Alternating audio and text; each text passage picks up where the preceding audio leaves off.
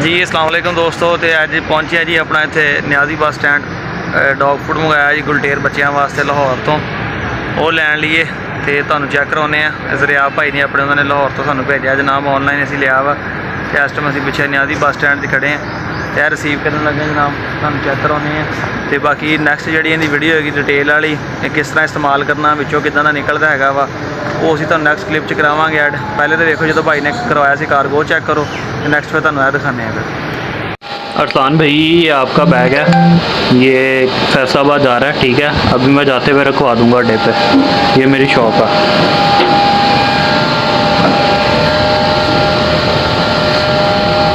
अरसलान भाई ये आपका फैसलाबाद जा रहा है। ठीक है, टेस्ट ऑफ वाइल्ड आज मैं रखवा दूंगा अभी जाते हुए अड्डे पे। अरसलान भाई ये आपका फूड रखवा दिया। ठीक है, ये कल सुबह फैसलाबाद की गाड़ी में निकलेगा और कल तकरीबन दोपहर तक आपके पास पहुंच जाएगा।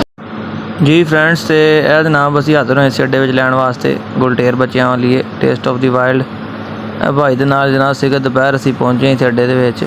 ठीक है, बड़ा मुश्किल काम आ गर्मी के नहीं दूर बड़ा काफ़ी घर तो दूर सी तो मेड इन है जी USA। तुहानू मैं चैक करवाना चैक कर लो। बाकी डिटेल इनकी जी सारी हैगी ना वो इंशाल्लाह तुहानू नैक्सट वीडियो के दसांगा।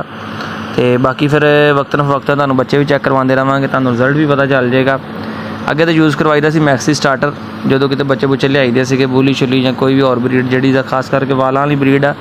ऐतकी मैं स्पैशली रिसर्च करके जनाब अपना गुलटेर वास्ते बुल टरीयर वास्ते तो पिटबुल लिए जो रिसर्च किया तो टेस्ट ऑफ द वाइल्ड सी। तो यह बशीर साहब दी गड्डियाँ खड़ियाँ जनाब न्याजी एक्सप्रैस न्याजी अड्डे मौजूद हैं। इस टाइम सिगर दोपहर का टाइम आ तो वीडियो को लाइक लाजमी करियो, चैनल सबसक्राइब करियो ताकि इसकी डिटेल वाली वीडियो और इनका रिजल्ट जोड़ा है इंशाअल्लाह ताला तुहानू गाइड कर सकीए। ये कित्थों मंगवाया वा किस तरह मंगवाया तो नैक्सट वीडियो दसांगा फिर।